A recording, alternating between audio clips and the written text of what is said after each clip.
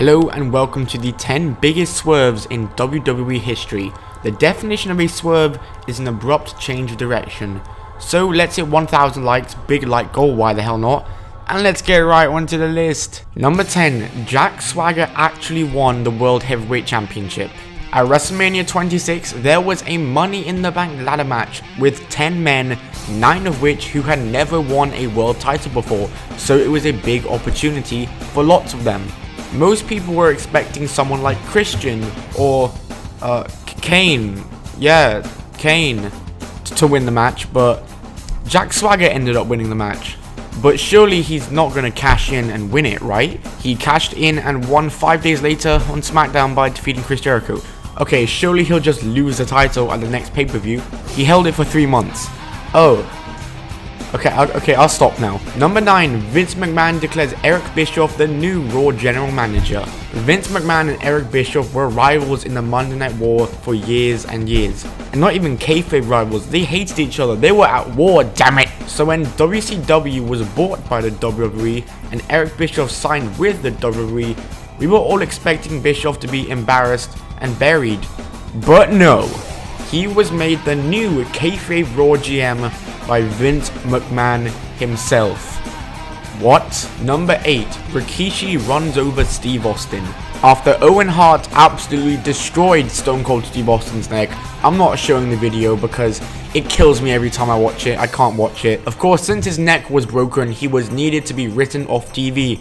So they shot an angle where he was ran over and hit by a car. But who was the person in the car? Who could it have been? Was it Adam from What Culture? Naruto? AJ Lee? Hey man, the same month that Austin was hit by the car, Korn's album debuted at number 1. Maybe it was John Davis.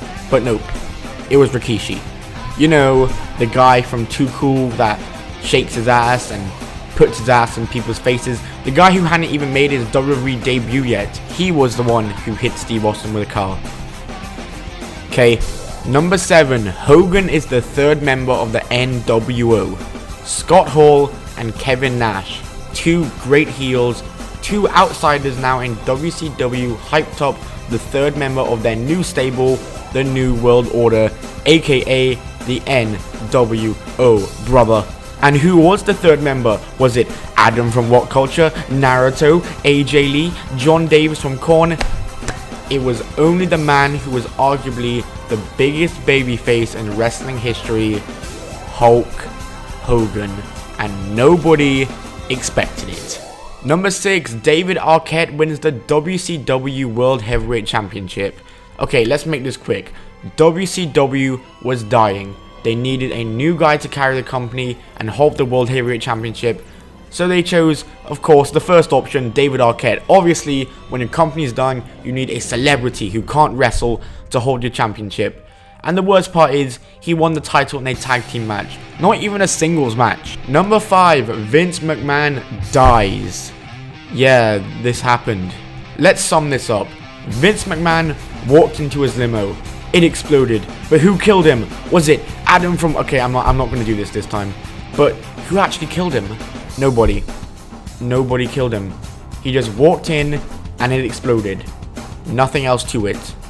They went as far as to hold him a tribute show the next week on Raw, and he was announced dead. Until he had to return to address the real-life death of Chris Benoit. Who's he again? Number 4, Stone Cold turns heel.